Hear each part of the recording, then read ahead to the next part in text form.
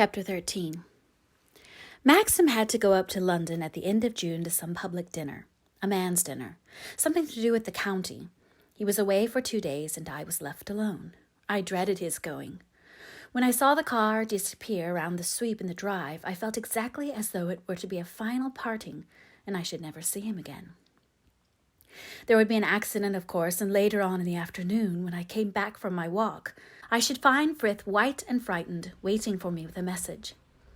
The doctor would have rung up from some cottage hospital. "You must be very brave," he would say. "I'm afraid you must be prepared for a great shock." And Frank would come, and we would go to the hospital together. Maxim would not recognize me. I went through the whole thing as I was sitting at lunch. I could see the crowd of local people clustering round the churchyard at the funeral, and myself leaning on Frank's arm. It was so real to me that I could scarcely eat any lunch, and I kept straining my ears to hear the telephone should it ring. I sat out in the garden under the chestnut tree in the afternoon with a book on my lap, but I scarcely read at all. When I saw Robert coming across the lawn, I knew it was the telephone, and I felt physically sick. "A message from the club, madam, to say Mr. De Winter arrived 10 minutes ago." I shut up my book. "Thank you, Robert." How quickly he got up. "Yes, madam, a very good run." Did he ask to speak to me or leave any special message? "No, madam, just that he had arrived safely." It was the porter speaking. "All right, Robert. Thanks very much." The relief was tremendous. I did not feel sick any more. The pain had gone. It was like coming ashore after a channel crossing. I began to feel rather hungry, and when Robert had gone back into the house, I crept into the dining room, through the long window, and stole some biscuits from the sideboard. I had 6 of them. Bath Olivers, and then an apple as well. I had no idea I was so empty. I went and ate them in the woods, in case one of the servants should see me on the lawn from the windows, and then go and tell the cook that they did not think Mrs. De Winter cared for the food prepared in the kitchen, as they had just seen her filling herself with fruit and biscuits. The cook would be offended and perhaps go to Mrs. Danvers, now that Maxim was safe in London, and I had eaten my biscuits. I felt very well and curiously happy. I was aware of a sense of freedom, as though I had no responsibilities at all. It was rather like a Saturday when one was a child, no lessons and no prep. One could do as one liked. One put on an old skirt and a pair of sandshoes and played hares and hounds on the common with the children who lived next door. I had just the same feeling. I had not felt like this all the time I had been at Manderley. It must be because Maxim had gone to London. I was rather shocked at myself. I could not understand it at all. I had not wanted him to go, and now this lightness of heart, this spring in my step, this childish feeling that I wanted to run across the lawn and roll down the bank. I wiped the biscuit crumbs from my mouth and called to Jasper. Perhaps I was just feeling like this because it was a lovely day. We went through the happy valley to the little cove. The azaleas were finished now. The petals lay brown and crinkled on the moss. The bluebells had not faded yet. They made a solid carpet in the woods above the valley, and the young bracken was shooting up, curling and green. The moss smelt rich and deep, and the bluebells were earthy, bitter. I lay down in the long grass beside the bluebells with my hands behind my head and Jasper at my side. He looked down at me panting, his face foolish, saliva dripping from his tongue and his heavy jowl. There were pigeons somewhere in the trees. Above, it was very peaceful and quiet. I wondered why it was that places are so much lovelier when one is alone. How commonplace and stupid it would be if I had a friend now sitting beside me, someone I had known at school who would say, "By the way, I saw old Hilda the other day. You remember her, the one who was so good at tennis? She's married with 2 children." And the bluebells beside us unnoticed and the pigeons overhead unheard.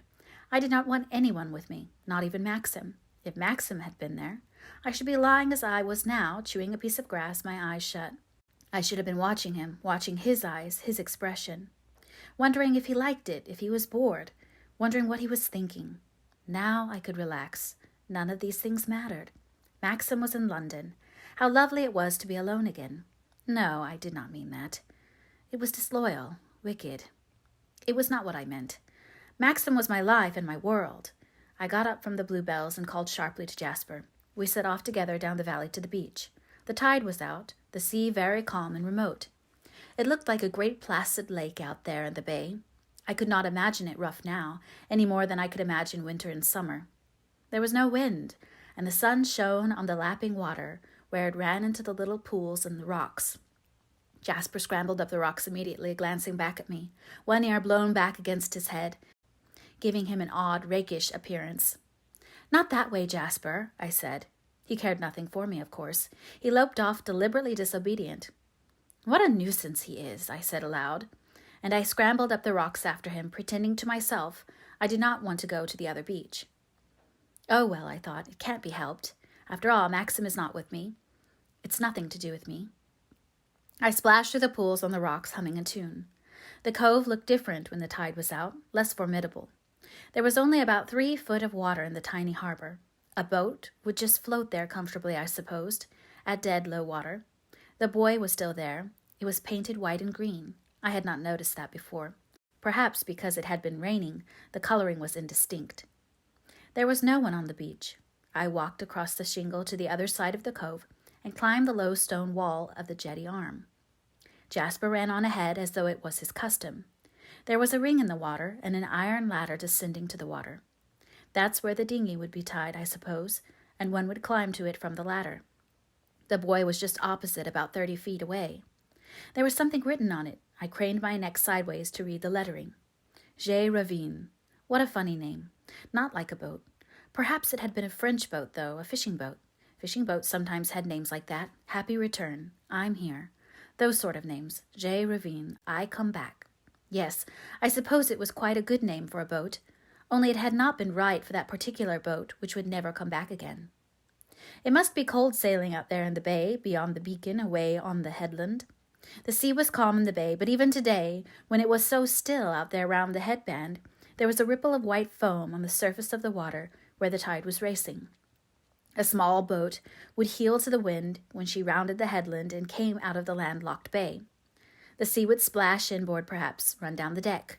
The person at the tiller would wipe spray out of her eyes and hair, glance up at the straining mast. I wondered what color the boat had been. Green and white, perhaps, like the buoy. Not very big, Frank had said, with a little cabin. Jasper was sniffing at the iron ladder. "Come away," I said. "I don't want to go in after you." I went back along the harbor wall to the beach. The cottage did not seem so remote and sinister at the edge of the woods as it had done before. The sun made such a difference. No rain today, pattering on the roof. I walked slowly up the beach towards it. After all, it was only a cottage with nobody living in it. There was nothing to be frightened of, nothing at all. Any place seemed damp and sinister when it had been uninhabited for a certain time. Even new bungalows in places. Besides, they had moonlight picnics and things there. Weekend visitors probably used to come and bathe, and then go for a sail in the boat. I stood looking into the neglected garden, choked with nettles. Someone ought to come and tidy it up. One of the gardeners. There was no need to leave it like this. I pushed the little gate and went to the door of the cottage. It was not entirely closed. I was certain I had closed it the last time. Jasper began growling, sniffing under the door. "Don't, Jasper," I said. He went on sniffing deeply, his nose thrust to the crack. I pushed the door open and looked inside. It was very dark, like it had been before. Nothing was changed. The cobwebs still clung to the rigging of the model boats. The door into the boat store at the end of the room was open, though. Jasper growled again, and there was a sound of something falling. Jasper barked furiously, and darting between my legs into the room, he tore to the open door of the store. I followed him, heart beating, and then stood uncertainly in the middle of the room. "Jasper, come back. Don't be a fool," I said. He stood in the doorway, still barking furiously, a hysterical note in his voice. Something was there, then, inside the store. Not a rat. He would have gone for a rat. "Jasper! Jasper, come here," I said. He would not come. I went slowly to the door of the store. "Is there anybody there?" I said. No one answered. I bent down to Jasper, putting my hand to his collar, and looked round the edge of the door. Someone was sitting in the corner against the wall. Someone who, from his crouching position, was even more frightened than me. It was Ben. He was trying to hide behind one of the sails. "What is the matter? Do you want something?" I said. He blinked at me stupidly, his mouth slightly open. "I'm not doing nothing," he said. "Quiet, Jasper," I scolded, putting my hand over his muzzle, and I took my belt off and ran it through his collar as a leash. "What do you want, Ben?" I said, a little bolder this time. He did not answer. He watched me with his sly idiot's eyes. "I think you had better come out," I said. Mr. De Winter doesn't like people walking in and out of here." He shambled to his feet, grinning furtively, wiping his nose with the back of his hand. The other hand he kept behind his back. "What have you got, Ben?" I said. He obeyed me like a child, showing me the other hand. There was a fishing line in it. "I'm not doing anything," he repeated. "Does that line belong here?" I asked. "Eh?" he said. "Listen, Ben," I said. "You can take that line if you want to, but you mustn't do it again. It's not honest taking people's things." He said nothing. He blinked at me and wriggled. "Come along," I said firmly. I went into the main room and he followed me. Jasper had stopped barking and was now sniffing at Ben's heels. I did not want to stop any longer in the cottage. I walked quickly out into the sunshine, Ben shuffling behind me. Then I shut the door. "You had better go home," I said to Ben. He held the fishing line clutched to his heart like a treasure. "You won't put me to the asylum, will you?" he said. I saw then that he was trembling with fright. His hands were shaking, and his eyes were fixed on mine in supplication, like a dumb thing. "Of course not," I said gently. "I done nothing," he repeated. "I never told no one. I don't want to put to the asylum." A tear rolled down his dirty face. "That's all right, Ben," I said. "No one will put you away, but you must not go to the cottage again." I turned away, and he came after me, pawing at my hand. "Here," he said. "Here, I got something for you." He smiled foolishly. He beckoned with his finger and turned towards the beach. I went with him, and he bent down and picked up a flat stone by a rock. There was a little heap of shells under the stone. He chose one and presented it to me. "That's yarn," he said. "Thank you. It's very pretty," I said. He grinned again, rubbing his ear, his fright forgotten. "You've got angel's eyes," he said. I glanced down at the shell again, rather taken aback. I did not know what to say. "You're not like the other one," he said. "Who do you mean?" I said. "What other one?" He shook his head. His eyes were sly again. He laid his finger against his nose. "Tall and dark she was," he said. "She gave you the feeling of a snake. I seen her here with me own eyes. Be night she'd come. I seen her." He paused, watching me intently. I did not say anything. "I looked in on her once," he said, "and she turned on me, she did. 'You don't know me, do you?' she said. 'You've never seen me here, and you won't again. If I catch you looking at me through the windows here, I'll have you put to the asylum,' she said. 'You wouldn't like that, would you? They're cruel to people in the asylum,' she said. 'I won't say nothing, ma'am,' I said, and I touched me cap like this here." He pulled at his sou'wester. "She's gone now, ain't she?" he said anxiously. "I don't know who you mean," I said slowly. "No one is going to put you in the asylum. Good afternoon, Ben." I turned away and walked up the beach to the path, dragging Jasper by his belt. Poor wretch, he was potty, of course. He did not know what he was talking about. It was hardly likely that anyone would threaten him with the asylum. Maxim had said he was quite harmless, and so had Frank. Perhaps he had heard himself discussed once amongst his own people, and the memory of it lingered, like an ugly picture in the mind of a child. He would have a child's mentality, too, regarding likes and dislikes. He would take a fancy to a person for no reason, and be friendly one day, perhaps, and sullen the next. He had been friendly with me because I had said he could keep the fishing line. Tomorrow, if I met him, he might not know me. I glanced backward over my shoulder at the cove. The tide had been to run and was swirling slowly round the arm of the harbor wall. Ben had disappeared over the rocks. The beach was deserted again. I could just see the stone chimney of the cottage through a gap in the dark trees. I had a sudden unaccountable desire to run. I pulled at Jasper's leash and panted up the steep, narrow path through the woods, not looking back any more. Had I been offered all the treasures in the world, I could not have turned and gone down to the cottage or the beach again. It was as though someone waited down there, in the little garden where the nettles grew, someone who watched and listened. Jasper barked as we ran together. He thought it was some new kind of game. He kept trying to bite the belt and worry it. I had not realized how closely the trees grew together here, their roots stretching across the path like tendrils ready to trip one. They ought to clear all this, I thought as I ran, catching my breath. Maxim should get the men on to it. There is no sense or beauty in this undergrowth. That tangle of shrubs there should be cut down to bring light to the path. It was dark, much too dark. That naked eucalyptus tree, stifled by brambles, looked like the white bleached limb of a skeleton, and there was a black earthy stream running beneath it, choked with the muddied rains of years, trickling silently to the beach below. The birds did not sing here as they did in the valley. It was quiet in a different way, and even as I ran and panted up the path, I could hear the wash of the sea as the tide crept into the cove. I understood why Maxim disliked the path and the cove. I disliked it too. I had been a fool to come this way. I should have stayed on the other beach, on the white shingle, and come home by the happy valley. I was glad to come out onto the lawn and see the house there in the hollow, solid and secure. The woods were behind me. I would ask Robert to bring me my tea under the chestnut tree. I glanced at my watch.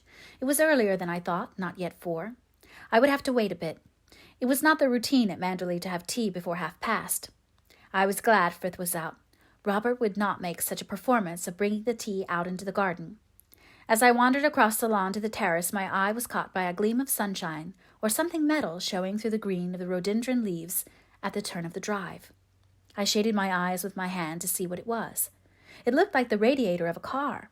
I wondered if someone had called. If they had, though, they would have driven up to the house, not left their car concealed like that from the house at the turn of the drive by the shrubs. I went a little closer. Yes, it was a car all right. I could see the wings now in the hood.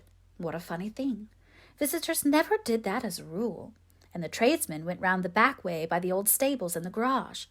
It was not Frank's Morris. I knew that well. This was a long, low car, a sports car. I wondered what I had better do. If it was a caller, Robert would have shown them into the library or the drawing room. In the drawing room, they would be able to see me as I came across the lawn. I did not want to face a caller dressed like this. I should have to ask them to stay to tea. I hesitated at the edge of the lawn. For no reason, perhaps because the sunlight flickered a moment on the glass, I looked up at the house, and as I did so, I noticed with surprise that the shutters of one of the windows in the west wing had been opened. Somebody stood by the window. A man. And then he must have caught sight of me because he drew back abruptly, and a figure behind him put up an arm and closed the shutters. The arm belonged to Mrs. Danvers. I recognized the black sleeve. I wondered for a minute if it was a public day and she was showing the rooms. It could not be so, though, because Frith always did that, and Frith was out. Besides, the rooms in the west wing were not shown to the public. I had not even been into them myself yet. No, I knew it was not a public day. The public never came on a Tuesday. Perhaps it was something to do with a repair in one of the rooms. It was odd, though, the way the man had been looking out, and directly he saw me he whipped back into the room and the shutters were closed. And the car, too, drawn up behind the rhododendrons, so that it could not be seen from the house. Still, that was up to Mrs. Danvers. It was nothing to do with me. If she had friends she took to the west wing, it was not exactly my affair. I had never known it happen before, though. Odd that it should occur on the only day Maxim was from home. I strolled rather self-consciously across the lawn to the house, aware that they might be watching me still from a chink in the shutters. I went up the steps and through the big front doors to the hall. There was no sign of a strange cap or stick and no card on the salver. Evidently this was not an official visitor. Well, it was not my affair. I went into the flower room and washed my hands in the basin to save going upstairs. It would be awkward if I met them face to face on the stairs or somewhere. I remembered I had left my knitting in the morning room before lunch, and I went along through the drawing room to fetch it, the faithful Jasper at my heels. The morning room door was open, and I noticed that my bag of knitting had been moved. I had left it on the divan, and it had been picked up and pushed behind a cushion. This was the imprint of a person on the fabric of the divan where my knitting had been before. Someone had sat down there recently and picked up my knitting because it had been in the way. The chair by the desk had also been moved. It looked as though Mrs. Danvers entertained her visitors in the morning room when Maxim and I were out of the way. I felt rather uncomfortable. I would rather not know. Jasper was sniffing under the divan and wagging his tail. He was not suspicious of the visitor anyway. I took my bag of knitting and went out. As I did so, the door in the large drawing room that led to the stone passage and the back premises opened, and I heard voices. I darted back into the morning room again just in time. I had not been seen. I waited behind the door, frowning at Jasper, who stood in the doorway looking at me, his tongue hanging out, wagging his tail. The little wretch would give me away. I stood very still, holding my breath. Then I heard Mrs. Danvers speak. "I expect she has gone to the library," she said. "She's come home early for some reason. If she has gone to the library, you will be able to go through the hall without her seeing you. Wait here while I go and see." I knew they were talking about me. I began to feel more uncomfortable than ever. It was so furtive, the whole business. And I did not want to catch Mrs. Danvers in the wrong. Then Jasper turned his head sharply towards the drawing room. He trotted out, wagging his tail. "Hello, you little tyke," I heard the man say. Jasper began to bark excitedly. I looked round desperately for somewhere to hide. Hopeless, of course. And then I heard a footstep quite close to my ear, and the man came into the room. He did not see me at first, because I was behind the door, but Jasper made a dive at me, still barking with delight. The man wheeled around suddenly and saw me. I have never seen anyone look more astonished. I might have been the burglar, and he the master of the house. "I beg your pardon," he said, looking me up and down. He was a big, hefty fellow, good-looking in a rather flashy, sunburnt way. He had the hot blue eyes usually associated with heavy drinking and loose living. His hair was reddish like his skin. In a few years he would run too fat, his neck bulging over the back of his collar. His mouth gave him away. It was too soft, too pink. I could smell the whiskey in his breath from where I stood. He began to smile, the sort of smile he would give to every woman. "I hope I haven't startled you," he said. I came out from behind the door, looking no doubt as big a fool as I felt. "No, of course not," I said. "I heard voices. I was not quite sure who it was. I did not expect any callers this afternoon." "What a shame," he said heartily. "It's too bad of me to butt in on you like this. I hope you'll forgive me. The fact is, I just popped in to see old Danny. She's a very old friend of mine." "Oh, of course. It's quite all right," I said. "Dear old Danny," he said. "She's so anxious, bless her, not to disturb anyone. She didn't want to worry you." "Oh, it does not matter at all," I said. I was watching Jasper, who was jumping up and pawing at the man in delight. "This little beggar hasn't forgotten me, has he?" he said. "Grown into a jolly little beast. He was quite a youngster when I saw him last. He's too fat, though. He needs more exercise." "I've just taken him for a long walk," I said. "Have you really? How sporting of you," he said. He went on patting Jasper and smiling at me in a familiar way. Then he pulled out his cigarette case. "Have one?" he said. "I don't smoke," I told him. "Don't you really?" He took one himself and lighted it. I never minded those things, but it seemed odd to me, in somebody else's room. It was surely rather bad manners, not polite to me. "How's old Max?" he said. I was surprised at his tone. It sounded as though he knew him well. It was queer to hear Maxim talked of as Max. No one called him that. "He's very well, thank you," I said. "He's gone up to London." "And left the bride all alone? Why, that's too bad. Isn't he afraid someone will come and carry you off?" He laughed, opening his mouth. I did not like his laugh. There was something offensive about it. I did not like him either. Just then Mrs. Danvers came into the room. She turned her eyes upon me, and I felt quite cold. Oh, God, I thought, how she must hate me. "Hello, Denny. There you are," said the man. "All your precautions were in vain. The mistress of the house was hiding behind the door." And he laughed again. Mrs. Danvers did not say anything. She just went on looking at me. "Well, aren't you going to introduce me?" he said. "After all, it's the usual thing to do, isn't it, to pay one's respect to a bride?" "This is Mr. Favell, madam," said Mrs. Danvers. She spoke quietly, rather unwillingly. I don't think she wanted to introduce him to me. "How do you do?" I said, and then with an effort to be polite. "Won't you stay to tea?" He looked very amused. He turned to Mrs. Danvers. "Now, isn't that a charming invitation?" he said. "I've been asked to stay to tea. By heaven, Danny, I've a good mind to." I saw her flash a look of warning at him. I felt very uneasy. It was all wrong, this situation. It ought not to be happening at all. "Well, perhaps you're right," he said. "It would have been a lot of fun all the same. I suppose I had better be going, hadn't I? Come and have a look at my car." He still spoke in a familiar, rather offensive way. I did not want to go and look at his car. I felt very awkward and embarrassed. "Come on," he said. "It's a jolly good little car, much faster than anything poor old Max ever has." I could not think of an excuse. The whole business was so forced and stupid. I did not like it. And why did Mrs. Danvers have to stand there looking at me with that smoldering look in her eyes? "Where is the car?" I said feebly. Round the bend in the drive. I didn't drive to the door. I was afraid of disturbing you. I had some idea you probably rested in the afternoon." I said nothing. The lie was too obvious. We all walked out through the drawing room and into the hall. I saw him glance over his shoulder and wink at Mrs. Danvers. She did not wink in return. I hardly expected she would. She looked very hard and grim. Jasper frolicked out on to the drive. He seemed delighted with the sudden appearance of this visitor, whom he appeared to know so well. "I left my cap in the car, I believe," said the man, pretending to glance round the hall. "As a matter of fact, I didn't come in this way. I slipped round the bearded Danny in her den. Coming out to see the car, too?" He looked inquiringly at Mrs. Danvers. She hesitated, watching me out of the tail of her eye. "No," she said. "No, I don't think I'll come out now. Goodbye, Mr. Jack." He seized her hand and shook it heartily. "Goodbye, Danny. Take care of yourself. You know where to get in touch with me always. It's done me a power of good to see you again."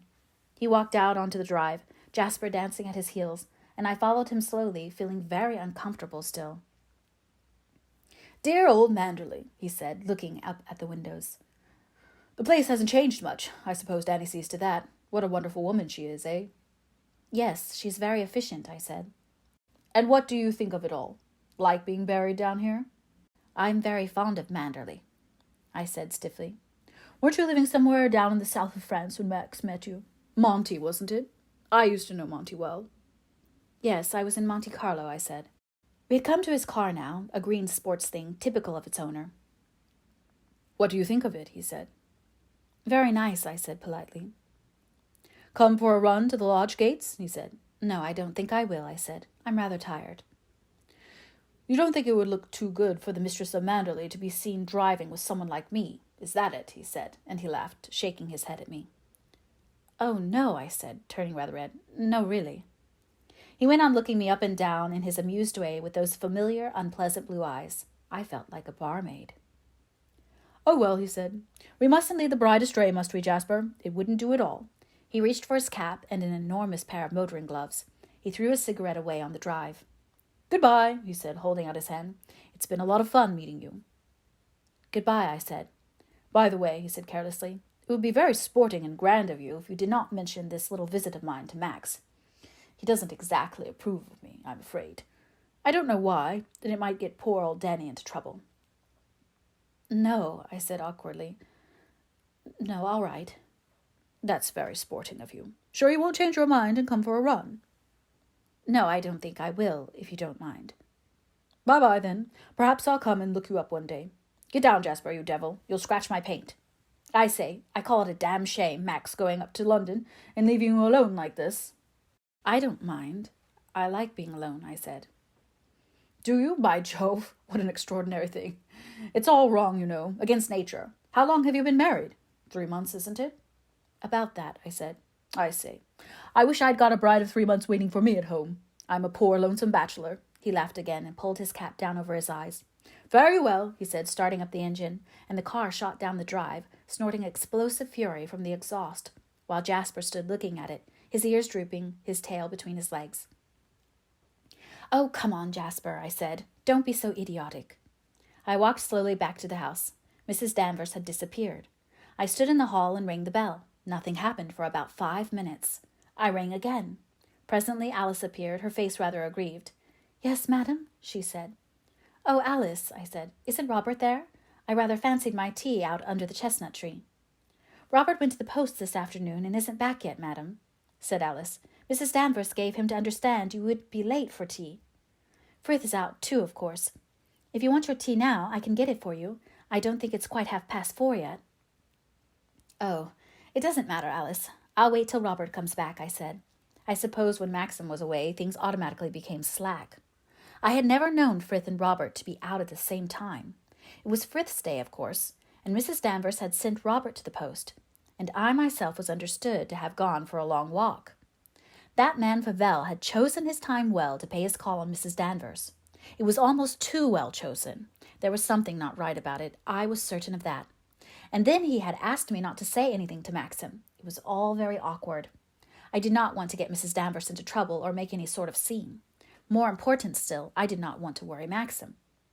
I wondered who he was, this man Favell. He had called Maxim Max. No one ever called him Max. I had seen it written once, on the fly-leaf of a book. the letters thin and slanting, curiously pointed, the tail of the M very definite, very long. I thought there was only one person who ever called him Max.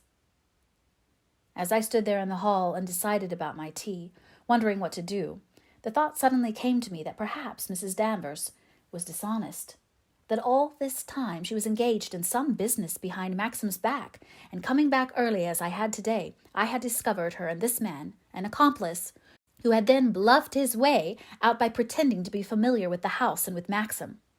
I wondered what they had been doing in the west wing. Why had they closed the shutters when they saw me on the lawn? I was filled with vague disquiet. Frith and Robert had been away. The maids were generally in their bedrooms changing during the afternoon. Mrs. Danvers would have had the run of the place. Supposing this man was a thief, and Mrs. Danvers was in his pay? There were valuable things in the west wing. I had a sudden rather terrifying impulse to creep upstairs now to the west wing and go into those rooms and see for myself. Robert was not yet back. I would just have time before tea. I hesitated, glancing at the gallery. The house seemed very still and quiet. The servants were all in their own quarters beyond the kitchen. Jasper lapped noisily at his drinking bowl below the stairs, the sound echoing in the great stone hall. I began to walk upstairs. My heart was beating in a queer, excited way.